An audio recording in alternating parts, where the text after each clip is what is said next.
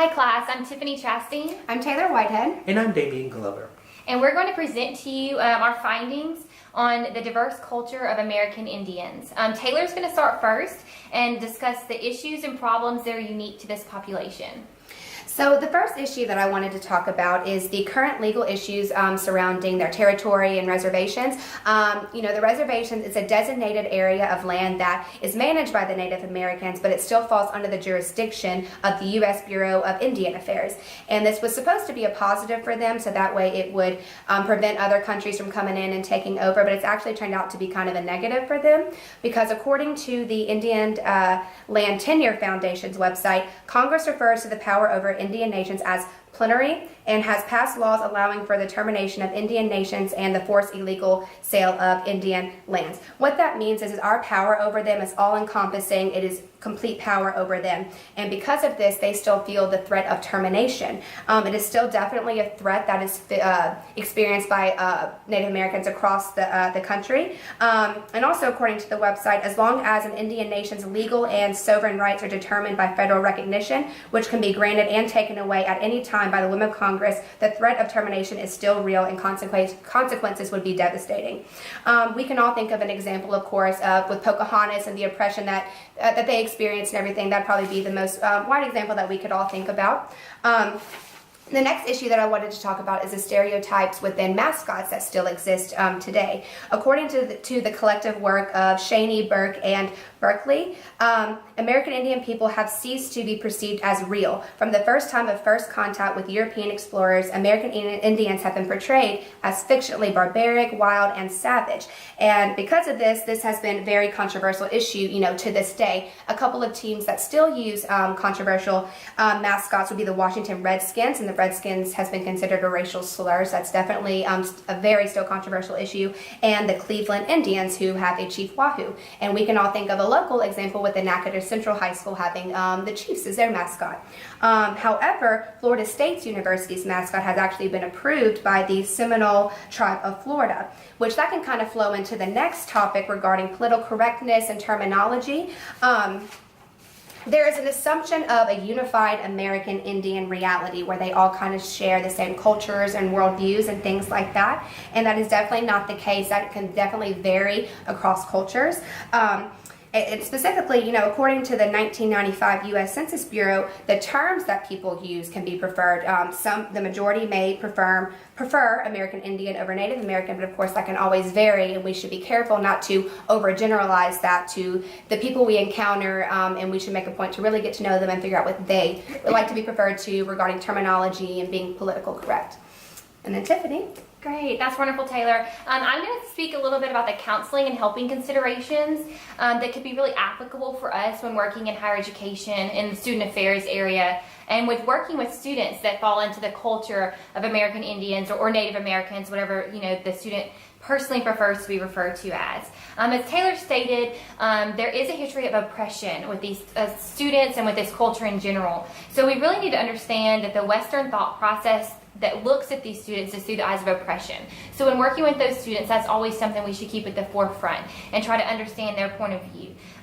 One thing that's very important to these students is family. Family is a very large component to these students. It's very important to their lives. It's very ingrained in their culture. So when counseling, or even working in a student affairs role that's not related to counseling with American Indian students, it's imperative that we understand their roles of the various family members in their lives and how those family member roles affect them personally and professionally in the future.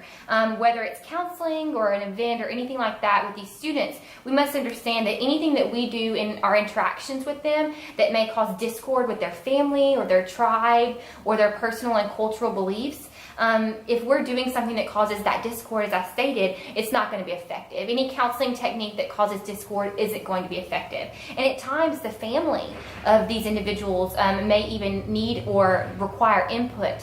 And that at times can really conflict with some of the things that we, under the Western culture, believe, whereas independence and stuff like that's concerned. But with their culture, that's really what they believe, and it's a strong family tie, so that's very important to them.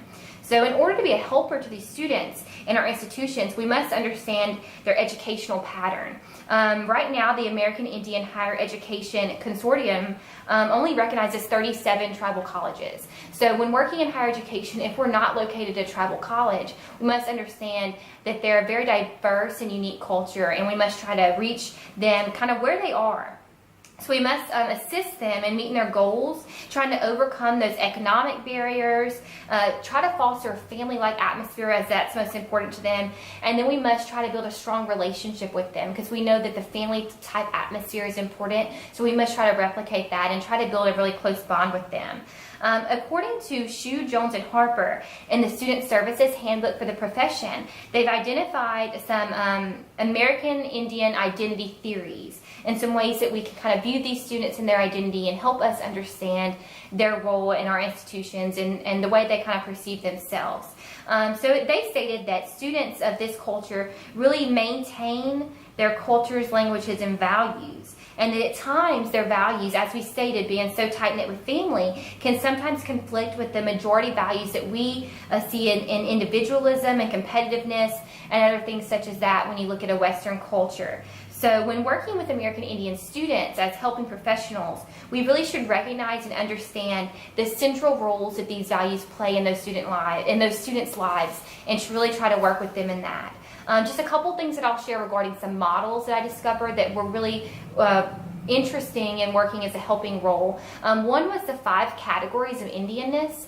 And this is something that's very unique. As I said, it presents 5 categories that we can use when looking at our students to kind of put them on a scale of their Indianness so that we can see how they're acculturated to their culture and how we can best help them. So those 5 categories regarding this model are traditional, transitional, marginal, assimilated, and bicultural. So when working with students, looking at these categories and placing them in a category that best suits them, it's not placing them on a certain value scale of one being better than the other, but it just helps us identify their ethnic identity and what they identify with so that we can work with them closer. Another model that was really helpful was the health model conceptualization of acculturation. And this represents 4 areas of human personality that are in harmony with what the American Indians identify as the medicine wheel. And this is something that's very in tune to nature. It's something that's very deep in the culture of American Indians. And these areas on this wheel, this conceptualization wheel, are behavioral, social, environmental, affective, spiritual, and cognitive. And each level represents a different state of acculturation.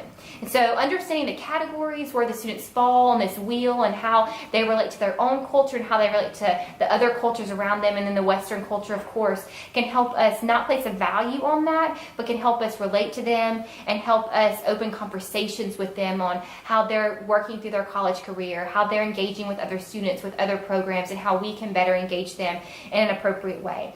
As Taylor stated, so many students that fall into these cultures like to be referred to as different things. We cannot just identify an American Indian as, like she said, Pocahontas. That's a really awesome example. But I think a lot of times when we think of Indians in the United States, we just kind of see that.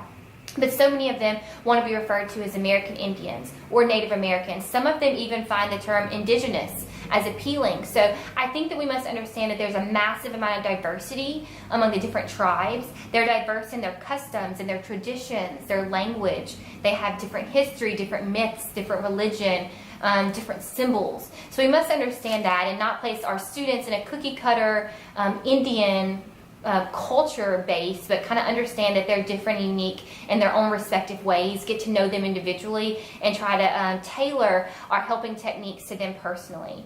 I think in the past, a lot of our institutions have failed at this. The student development and college text, Evans and then et al., many other authors assisted in the authorship of this text, stated that colleges and institutions are at times unsuccessful at recruiting and retaining Native American students because there's so many potential issues related to development.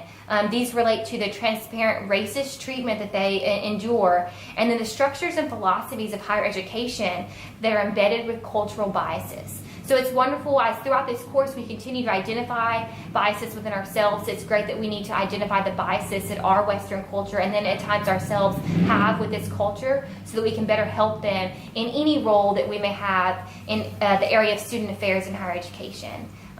So I'll be done now. Damian Glover has some great things to discuss about the concepts, the multicultural concepts that are related to this population. Thank you, Tiffany. We as higher education professionals have to realize that we're in a new age of dealing with college students, and part of that is getting out of that generalization of thinking that all students are from a certain background, or if they're from a certain background that they have all these things in common, and that's not the truth. And part of that is really learning where they come from, and that involves their multicultural concepts, their family, their towns, their siblings, their aspects and what their view of life is. In regards to the Native Americans or American Indians, they have a worldview and a perception that is unlike any other. They consider themselves to be children of the earth and students of nature. They experience life day by day, moment by moment, minute by minute. They don't ever take something for granted, and when they have something in their life, they really want to make it a part of their history and a part of their traditions in life. Their worldview of absolute harmony with nature, however, is completely contrary to the American European view of dominance over nature. They don't expect nature to provide something that they can't give back to them. They want to make sure that what they're taking from nature, they can put back into it in some other form of way. Whether it's planting, whether it's cropping, whether it's having their own ancestors or family members come back on the land, they want to find something, a way that kind of can create a cycle to provide an everlasting life for those that come after them as well. They also have an understanding and belief that silence can equal many things, including strength, reverence, and truth. There's not a lot of need for talking in their culture. They experience things through music, through songs, through different types of communication, and that's where the strength and reverence and truth come from when dealing with the Native American or American Indian culture. When looking at their history and their beliefs, they have a strong list of values and morals that they will apply. And part of that is a strong connection to nature, as stated before, using the resources from Mother Nature in moderation, not using more than they need it, using it to provide only a necessity in their lives, and not just using it because it's there for use as we would in everyday life. They also have a strong respect for elders, as stated in the Native American Wisdom book by Kent.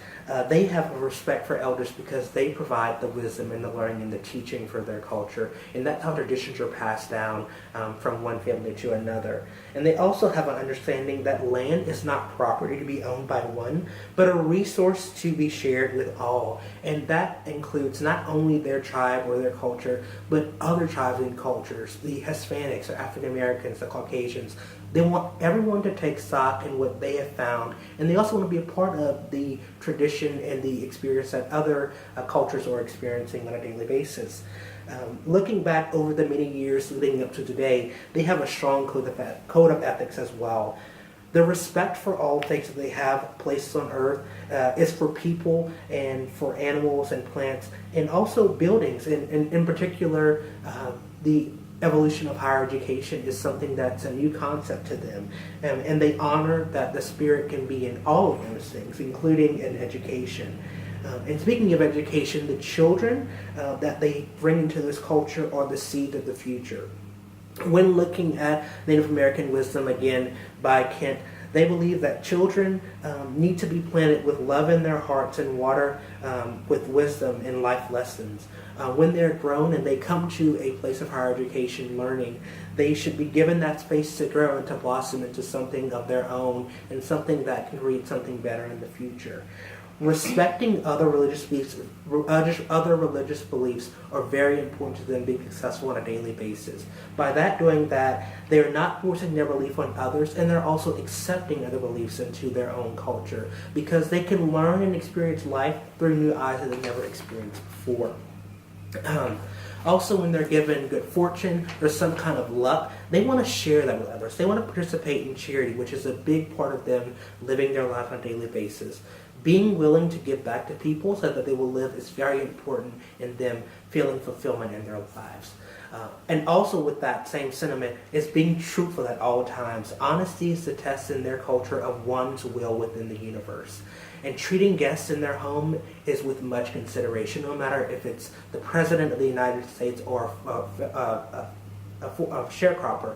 They treat them with the utmost respect and honor. They serve them with the best food, give them the best bed in their home, and treat them like they are true royalty.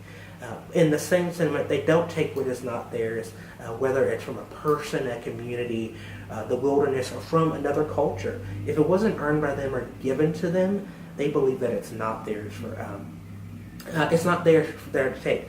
A special fact, or an interesting fact that I would say that we learned throughout this process, that I learned throughout this research, is that Native Americans, that we don't really realize, invented lacrosse, which is a sport that is played not only in the U.S. but internationally as well. And also speaking of currency and how Native Americans have kind of conformed to using our standard of money, the U.S. $1 coin features one of their Native American women, Sacagawea. And speaking of Sacagawea, we're going to transition to gender roles, which the tribes within the Native American and Indian culture, they have different aspects and different beliefs of what gender roles should be, but they also have a common interest of what they believe is the best fit for their family. The Apache tribe traditionally trained boys and girls to cook, track, skin, sew, ride horses, and use weapons because they realized that sometimes there are going to be unforeseen circumstances that might require gender roles to change over time. And it may not even be unforeseen circumstances. Coming to college, getting that experience, going out on your own will help them to be a better person and live out on their own as well. And in comparison, the Dene tribe are patriarchal. And they believe that the father is the go-getter, the provider for the home, whereas the Puebloan tribe believes that they are maternal. And that's basically because property in their culture is inherited through maternal lines, the mothers, the grandmothers, the great-grandmothers in their family and lives. Many tribes, including the Navajo, the Sioux, and the Puebloan, identify and acknowledge a third gender called Two-Spirit, which we as Americans would identify as homosexuality. And dealing with homosexuality and dealing with the transition of them conforming to the American tradition of life also has to do with a lot of civil rights issues and a lot of civil rights progression that they've made over the years. And one of those is the federal government has a special trust obligation to protect their tribal lands and resources, as well as protecting tribal rights to their own self-government and providing services necessary for tribal survival and advancement, as Taylor and Tiffany mentioned earlier in their spills. It is imperative that we as higher education professionals take time to know and to learn about the different cultures, not only the Native American, not only the Caucasian or African American, but all cultures that we may come into contact with on a daily basis or even one time through our whole time career. So it's important that we take that time to educate ourselves and others around us. Wonderful. Thank y'all so much for watching our video. We hope you've really enjoyed our presentation, and we hope that you've taken something away from it in regards to the students we'll work with in the future, whether they identify as a Native American, an American Indian, or an Indigenous American. We hope that we all can treat them with the same level of respect and understanding as we work to help them through higher education and their college journey. Thank you. Thank you. Thank you.